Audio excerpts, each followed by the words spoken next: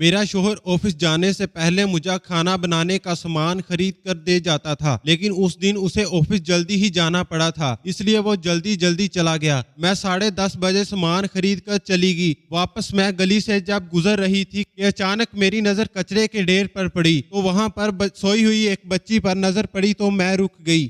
میں نے آس پاس دیکھا لیکن وہاں کوئی موجود نہ تھا۔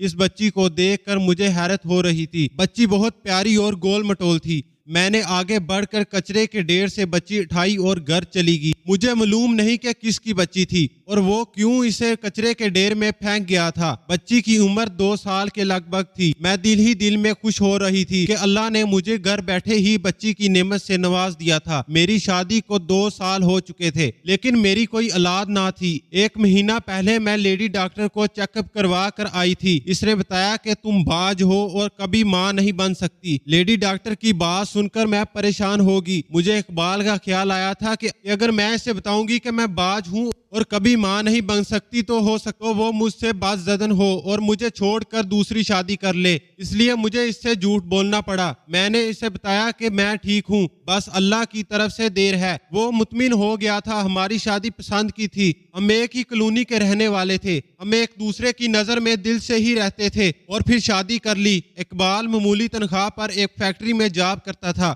اس کے والد زندہ نہیں تھے، وہ اکیلا رہتا تھا۔ کچرے کی ڈھیر کی وجہ سے بچی کا لباس خراب ہو گیا تھا اور اس میں سے بدبو آ رہی تھی۔ میرے پاس بچوں کے کپڑے نہیں تھے، اس لیے میں نے اپنی شادی شدہ بال بچوں والی سہیلی سے چھوٹے بچوں کے کپڑے منگوا لیے تھے۔ بچی کو نہلانے دہلانے اور کپڑے پہنانے کے بعد اسے فیڈر سے دودھ بھی پلایا تھا۔ بچی بڑے صبر والی تھی، وہ مجھے دیکھ کر روئی نہیں تھی بلکہ کھلکھلا رہی تھی۔ میں سارا دن سوچتی رہی کہ جب شام کو اقبال گھر آئے گا اور بچی کو دیکھے گا تو حیران رہ جائے گا۔ میں نے سوچا تھا کہ میں اسے سب کچھ سچ بتا دوں گی۔ شام کو اقبال گھر آیا اور میری گود میں بچی کو دیکھ کر تو حیران ہو گیا، یہ کس کی بچی ہے؟ جب اقبال نے کرسی پر بیٹھتے ہوئے اشتیاق بھرے نظروں میں پوچھا، میں نے مسکراتے ہوئے جواب دیا کہ اقبال یہ ہماری بچی ہے۔ اقبال کے چہرے سے مسکراہٹ غائب ہوگی اور کہنے لگا، یہ کیا کہہ رہی ہو زینب، ہماری بچی کہاں سے آ گئی؟ تمہیں تو حمل ٹھہر ہی نہیں رہا تھا، کچھ عرصے پہلے ہی تمہارا ٹیسٹ ہوا تھا۔ لیڈی ڈاکٹر نے بتایا کہ جب اللہ کو منظور ہوگا تو بچہ ہو جائے گا، اور اب تم کہہ رہی ہو کہ یہ ہماری بچی ہے، کیا تم میرے ساتھ مذاق کر رہی ہو؟ میں نے بچی کو بستر پر لٹایا اور اٹھ کر اقبال کے پاس بیٹھ گئی۔ دیکھو اقبال، میری بات حمل سے سنو، صبح مجھے یہ بچی کچرے کے ڈھیر سے ملی تھی۔ اتنا کہنے کے بعد میں نے ساری بات اسے بتا دی، یہ بھی بتایا کہ اب میں اسے خود پالوں گی۔ اقبال غصے سے کھڑا ہو گیا اور کہنے لگا، زینب تمہارا دماغ تو ٹھیک ہے، پہلے ہی ہمارے حالات بہت خراب ہیں، تنخواہ سے گھر کے اخراجات بڑی مشکل سے پورے ہوتے ہیں، پھر تم کسی کے گناہ کی پٹلی اٹھا کر گھر لے آئی ہو۔ سوری، میں اس بچی کا خرچہ نہیں اٹھا سکتا، تم اسے جہاں سے اٹھا لائی ہو جا کر وہیں پھینک آؤ۔ اقبال کی سنگ دلی پر میرے دل کو کچھ ہوا۔ میں نے انکار کرتے ہوئے کہا، نہیں اقبال، میں اس معصوم بچی کو دوبارہ کچرے کے ڈھیر پر نہیں پھینک آؤں گی، یہ انسان ہے، اسے کتے بلی تو چیر پھاڑ کھا جائیں گے، میں اسے پالوں گی۔ اقبال میری بات نہیں مان رہا تھا اور غصے میں دوسرے کمرے میں چلا گیا۔ اس کی صرف ایک ہی رٹ تھی کہ میں اسے کہاں سے کھلاؤں گا، پہلے ہی میری تنخواہ بہت کم ہے۔ مجھے اپنے رب پر پورا بھروسہ تھا، اس نے یہ بچی میرے حوالے کی تھی تو اس کا خرچہ بھی وہی دے گا۔ رات بھر میری اور اقبال کی اسی بچی کے حوالے سے بحث ہوتی رہی جو کسی بھی نتیجے پر نہیں پہنچی تھی۔ اگلے دن اقبال نے فیکٹری جانے سے پہلے کہا کہ میں شام کو جب واپس آؤں تو یہ بچی گھر میں موجود نہیں ہونی چاہیے۔ میں نے اقبال کی بات انسنی کر دی تھی۔ میں جانتی تھی کہ وہ دل کا بہت اچھا انسان ہے، اسے وقتی طور پر غصہ اور اخراجات کی پریشانی ہے، وہ جلدی ہی ٹھیک ہو جائے گا۔ میں نے اماں کو فون کر کے اپنے پاس بلایا اور اسے ساری بات بتا دی۔ اماں بھی بچی کو دیکھ کر بہت خوش ہوئی اور اس نے بازار سے بچی کے لیے کپڑے اور دیگر چیزیں لا دیں۔ اقبال جس فیکٹری میں جاب کرتا تھا وہاں 2 شفٹیں چلتی تھی۔ اقبال کی ڈیوٹی کبھی کسی دن ہوتی تو کبھی نائٹ ڈیوٹی میں وہ رات 10 بجے جاتا اور صبح 6:30 بجے گھر واپس آتا۔ اگلے ہی دن اس کی نائٹ ڈیوٹی شروع ہو رہی تھی۔ जो 15 दिन पर होती। शाम को इकबाल घर आया तो बच्ची को देखा तो इसने मुझसे झगड़ा किया और अपने कमरे में सोने की बजाय दूसरे कमरे में सो गया। मैंने इसे मनाने की कोशिश की थी लेकिन वो नहीं माना। एक हफ्ता इसी तरह गुजर गया। हमारे घर रोज बहस होती थी और आहिस्ता आहिस्ता इकबाल का दिल नरम होता जा रहा था। एक सुबह मैं बाजार हुई और अचानक मेरी नजर बच्ची के तकिए के पास पड़ी नोटों की गड्डी पर पड़ी तो मैं चौंक पड़ी। मैंने गड्डी उठाई तो देखा तो मैं हैरान रह गई। वो 100 के करारे नोटों की गड्डी थी। मैं इकबाल के पास गई और इसे नोटों की गड्डी दिखाई तो वो भी हैरान रह गया। इतने सारे पैसे तुम्हारे पास कहां से आए? इकबाल ने मुझे शिकवा नजरों से घूरते हुए पूछा। तो मैंने इसे बताया कि मैं बेदार हुई तो बच्ची के सराहने ये गड्डी पड़ी थी। इसने पैसे गिने तो वो 5,000 रुपए थे। आखिर ये गड्डी तुम्हारे कमरे में कैसे चलेगी? वो सोचते हुए बड़बड़ाया। मैंने कहा कि ज्यादा ना सोचो, ये अल्लाह पाक की तरफ से भेजी गई है। अब बच्ची के सहराने कैसे पहुंची ये मत पूछो। अल्लाह ने इस बच्ची के रिज़्क़ का खुद ही बंदोबस्त कर दिया है। इस बच्ची को पालने के हक में नहीं था। मुझे भी हैरत हो रही थी कि मेरे कमरे में आखिर कौन नोटों की गड्डी रख गया होगा। मैंने इसी रोज पैसों से बच्ची की जरूरत की चीजें खरीद ली। सिर्फ 2 ही हफ्ते गुजरे थे लेकिन मुझे यूं ही लगता था कि जैसे ही मैं इसकी हकीकी माँ हूँ, मैंने ही इसे जन्म दिया है। बच्ची भी मुझसे मायूस हो गई थी। जिस दिन बच्ची के पास नोटों की गड्डी मिली तो वो सोमवार का दिन था। वक्त गुजर रहा था। अगले सोमवार भी वैसा ही हुआ। मैं जब नींद से बेदार हुई तो बच्ची के सहराने 100 के नोटों की गड्डी पड़ी हुई थी। इकबाल अभी तक नाइट ड्यूटी से वापस नहीं आया था। मैं नोटों की गड्डी उठाकर कमरे से निकल आई। अंदरूनी दरवाजा भी बंद था। फिर कौन कैसे नोटों की गड्डी मेरे कमरे में रख गया था? थोड़ी देर के बाद इकबाल भी आ गया। वो मुझे नोटों की गड्डी देखकर हैरान हो रहा था। फिर इसने कहा कि ज़ैनब, यकीनन अल्लाह का फरिश्ता नोटों की गड्डी रख जाता है। तुम ठीक कहती थी कि अल्लाह ने बच्चा हमें दिया है तो इसके अखराजात के लिए भी पैसे देगा। ठीक है, अगर अल्लाह को यही मंजूर है तो मुझे कोई एतराज नहीं है। तुम बच्ची को पालो, आज से ये हमारी बेटी है। हम मिलकर इसका अच्छा सा नाम रखेंगे। मैंने शुक्र की सांस ली कि मेरे शोहर का दिल बच्ची के हवाले से नरम हो गया था, लेकिन मैं भी तजस्सुस में थी। हमने बच्ची का नाम रखने के लिए बहुत से नाम सोचे और बिलाखिर इसका नाम हमने खुशबख्त रख दिया। बच्ची हमारे घर क्या आई थी, हमारे घर रौनक ही आ गई। पहले हमारा घर सुना सुना सा था, लेकिन अब घर की दीवारें और बच्चे के कहकों और रोने से गूंजते रहते थे। मुझे भी बच्ची की सूरत में जीने की वजह मिल गई थी। मुझे यूं लगता था जैसे खुशबख्त हमारी सकी औलाद हो।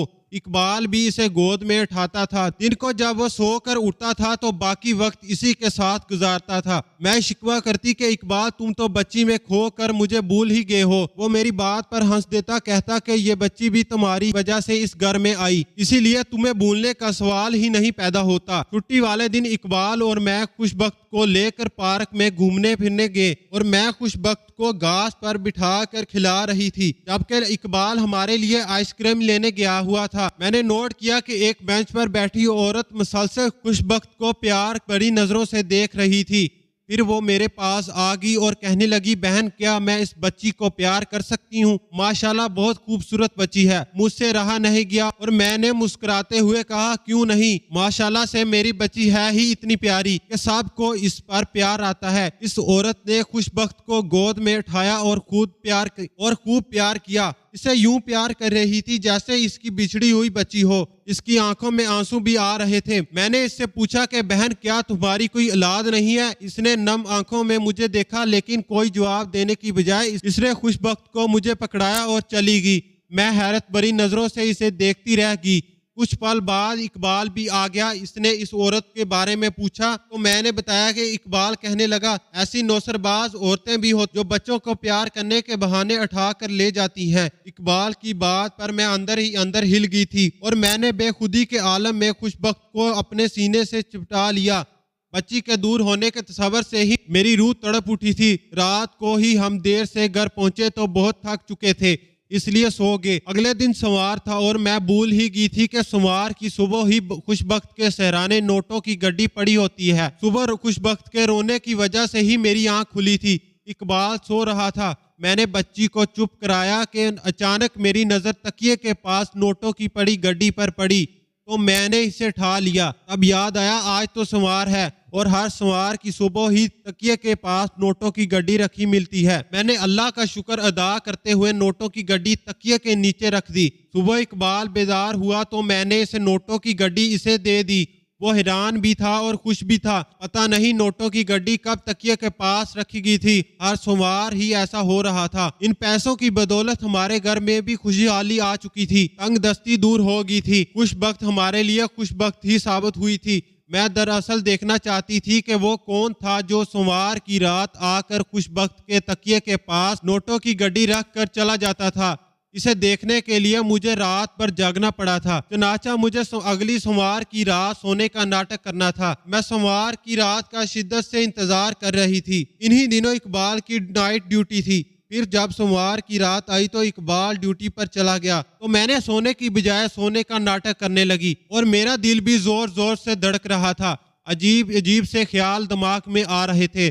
جاگتے جاگتے رات کے 2 بج گئے، لیکن بچی کے تکیے کے پاس پیسے رکھنے والا نہ آیا۔ پھر میں نے سوچا کہ شاید گڈی رکھنے والے کو علم ہو گیا ہوگا کہ میں جاگ رہی ہوں، اس لیے اس نے پیسے رکھنے کا ارادہ ترک کر دیا ہوگا۔ میں مزید 2 گھنٹے جاگتی رہی۔ پھر جب نیند ستانے لگی تو میں نے سونے کا ارادہ کر لیا۔ آنکھیں بند ہی تھیں کہ اچانک مجھے ایک آواز سنائی دی۔ یوں لگا جیسے ہمارے گھر کی کوئی دیوار کھودا ہو۔ خوف سے میرا دل ہل گیا۔ میں اٹھنا چاہتی تھی لیکن میرا وجود بے جان ہو گیا۔ کچھ پل گزر ہی گئے تھے کہ مجھے چاہوں کی آواز سنائی دی، جیسے کوئی دبے قدم سے چلتا ہوا کمرے کی طرف آ رہا ہو۔ میرے کمرے میں نائٹ بلب جل رہا تھا۔ کسی نے دروازہ کھولا اور اندر داخل ہوا تو میں اسے دیکھ کر ڈر گئی۔ وہ ایک مرد تھا جسے دیکھ کر میری روح کانپ گئی۔ اس نے خوش بخت کے تکیے کے پاس پیسے رکھے اور جانے ہی لگا تھا کہ میں اٹھ گئی۔ مجھے اٹھتے ہی دیکھ کر وہ مرد بھی ڈر گیا۔ اس نے بھاگنا چاہا لیکن میں نے اس کا راستہ روک دیا تھا۔ کون ہو تم؟ اس بچی کے تکیے کے پاس پیسے کیوں رکھتے ہو؟ میں غور سے اسے دیکھتے ہوئے کہا۔ وہ گھبراتے ہوئے کہنے لگا، بی بی مجھے جانے دے، میں آپ کو نہیں بتا سکتا۔ میں نے بھی ٹھان لی تھی کہ آج معلوم کر کے ہی رہوں گی۔ اب میں نے نفی میں سر ہلاتے ہوئے کہا،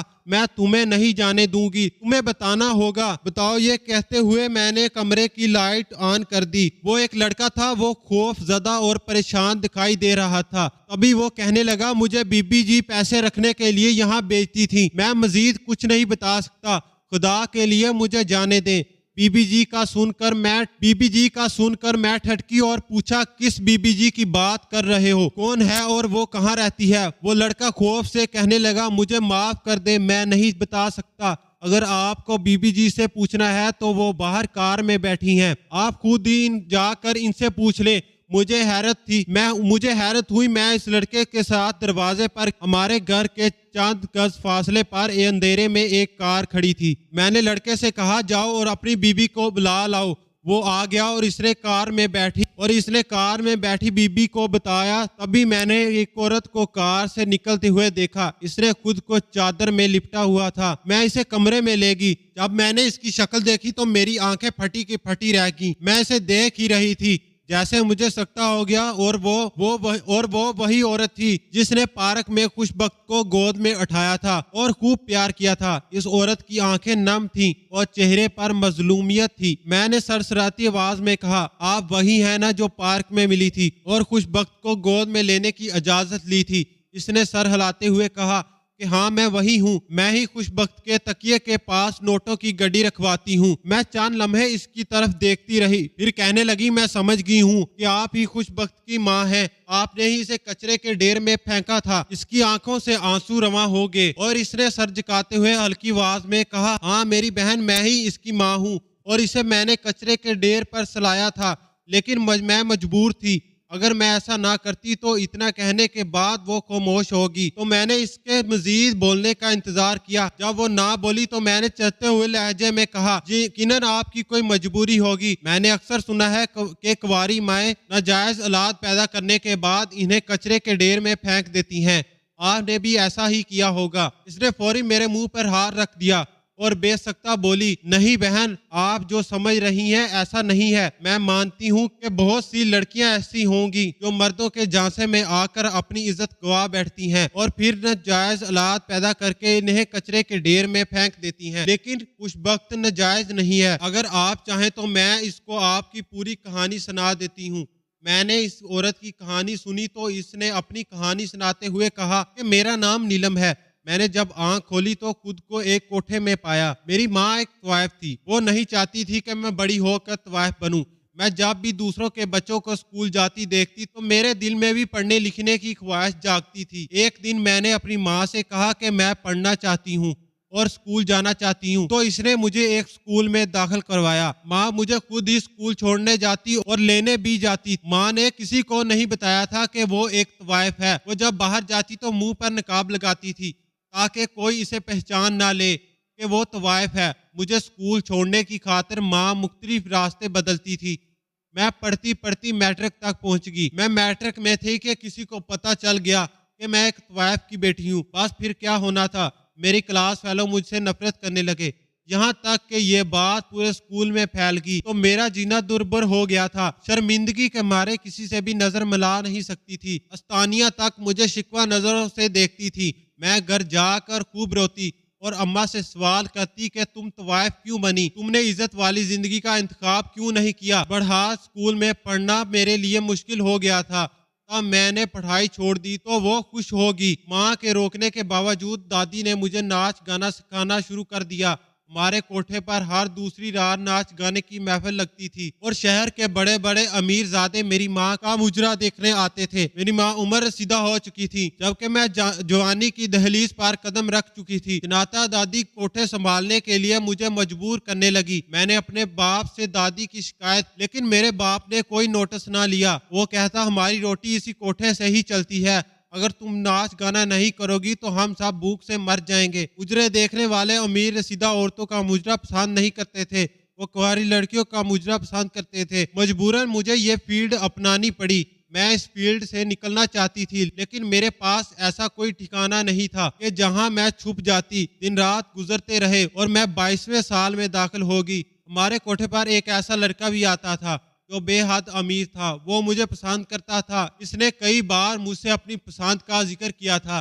میں نے جب ماں کو بتایا تو اس نے کہا کہ اس لڑکے سے پوچھو کہ اگر مجھے پسند کرتے ہو تو کیا مجھ سے شادی کرو گے؟ میں نے ایک دن اس لڑکے سے بات کر لی۔ اس نے کہا کہ ہاں میں تم سے شادی کروں گا۔ میری ماں نے مجھے اس کے ساتھ فرار کر دیا۔ ہم نے کورٹ میرج کر لی اور میں اس لڑکے کے ساتھ اس کے گھر چلی گئی۔ اس نے گھر والوں کو یہ نہیں بتایا تھا کہ میری بیوی طوائف زادی ہے اور میں اسے کوٹھے سے بھگا کر لایا ہوں۔ اس نے کہا کہ یہ میری یونیورسٹی کی کلاس فیلو ہے، ہم ایک دوسرے کو پسند کرتے تھے اس لیے ہم نے شادی کر لی۔ اس لڑکے کے گھر والوں نے مجھے قبول نہیں کیا تھا۔ میں وہاں 6-7 ماہ ہی رہی تھی کہ میں نے محسوس کیا تھا کہ میرا شوہر مجھ سے بیزار ہو گیا ہے۔ کسی طرح میری ساس کو پتہ چل گیا کہ میں طوائف زادی ہوں۔ اس نے اپنے بیٹے سے کہا کہ مجھے فوری طلاق دے دے ورنہ میں خودکشی کر لوں گی۔ اس لڑکے نے مجھے طلاق دے دی اور میں اپنی کوکھ میں پلتی بچی کو لے کر دوبارہ کوٹھے پر آ گئی اور اس رات میں اپنی بدقسمتی پر خوب روئی۔ اگر میں طوائف زادی تھی تو اس میں میرا کیا قصور تھا کہ میں اللہ سے لکھوا کر لائی تھی کہ مجھے طوائف کے گھر پیدا کرنا۔ خیر 9 مہینے بعد سمیرہ پیدا ہوئی۔ سمیرہ کی پیدائش پر میری دادی تو خوشی سے نہال ہی ہوگی۔ بچی کو دیکھ کر کہتی کہ جب یہ بڑی ہوگی تو یہ بھی طوائف بنے گی اور خوب کما کر تم لوگوں کو کھلائے گی۔ مجھے دادی کی بات بہت بری لگی تھی۔ میں نے سوچ لیا تھا کہ کچھ بھی ہو جائے میں سمیرہ کو طوائف نہیں بننے دوں گی، میں اس کی زندگی خراب نہیں ہونے دوں گی۔ وقت گزر رہا تھا اور سمیرہ 2 سال کی ہوگی۔ ایک دن مجھے کوٹھے سے نکلنے کا موقع مل گیا اور میں بس میں سوار ہو کر تمہارے محلے میں آ گئی۔ میں نے سمیرہ کو کچرے کے ڈھیر پر لٹا دیا اور خود ایک جگہ چھپ گئی۔ میں دیکھنا چاہتی تھی کہ میری بچی کو کون اٹھا لے جاتا ہے۔ میں نے سوچ لیا تھا کہ جو بھی میری بچی کو اٹھا لے جائے گا میں اسے اس کی کفالت کے لیے پیسے دوں گی۔ خوش قسمتی سے تم وہاں سے گزر رہی تھی اور تمہاری نظر سمیرہ پر پڑ گئی، تم اسے اٹھا کر لے گئی۔ میں نے تمہارے بارے میں محلے کی عورتوں سے معلومات لی تو سب نے تمہاری تعریف کی، اب مجھے سکون ملا۔ میں واپس کوٹھے پر چلی گئی اور شور مچا دیا کہ میری بچی کہاں کھو گئی ہے۔ میری دادی نے پولیس میں رابطہ کیا لیکن اس سے پہلے ہی میں نے پولیس سے بات کر لی تھی۔ पुलिस ने दादी से कहा कि वो बच्ची को तलाश करने की भरपूर कोशिश करेंगे। एक हफ्ता इसी में ही गुजर गया था। मुझे पता चला था कि तुम लोग बहुत गरीब, शरीफ और ईमानदार हो, इसलिए मैं हर सोमवार की रात अपने मुलाजिम को खुशबख्त के तकिए के पास नोटों की गड्डी रखने का कहती थी और आज आपने इसे पकड़ लिया। बस मैं इतना ही चाहती हूँ कि मेरी बच्ची को पाले। ये मेरी नहीं, अब आपकी बच्ची है। मैं नहीं चाहती कि खुशबख्त भी तवाइफजादी कहलाए और इसका मुस्तकबिल तर्क हो। यहाँ तक कि जब ये जवान हो जाए तो तब भी आप इसे कुछ ना कुछ बनाना। मैंने इसका नाम सुमेरा रखा था, लेकिन आपने खुशबख्त रख दिया। ये भी नाम बहुत अच्छा है। आपको मुझसे वादा करना होगा कि मैं आपको हर हफ्ते इसके अखराजात के पैसे देती रहूंगी। मैंने इस औरत की तवील दास्तान सुनी तो मैं ठंडी सांस लेकर रह गई। मैंने इसे यकीन दिलाया कि आप बेफिक्र रहें, मैं अपने वादे पर कायम रहूंगी। खुशबख्त अब आपकी बच्ची नहीं, मेरी बच्ची है। वो औरत मुतमिन होकर चली गई और मैं प्यार भरी नजरों से बिस्तर पर सोई हुई खुशबख्त की तरफ देखने लगी। तभी इकबाल भी फैक्ट्री से वापस आ गया। इसने औरत के मुतल्लिक पूछा तो मैंने इसे सारी बात बता दी। वो भी तवील सांस लेकर रह गया और कहने लगा, चलो अल्लाह को यही मंजूर है तो हम इसके कामों में मदाखलत करने वाले कौन होते हैं। अब हम दोनों ही खुशबख्त के हकीकी माँ बाप हैं और इसकी बेहतर तरबियत करेंगे। इकबाल की बात ने मेरे अंदर सुकून की लहर दौड़ा दी थी। नाजरीन, मजीद इस तरह के सबक आवाज़ कहानी और वाकया सुनने के लिए हमारी वीडियो को लाइक करें और हमारे चैनल को सब्सक्राइब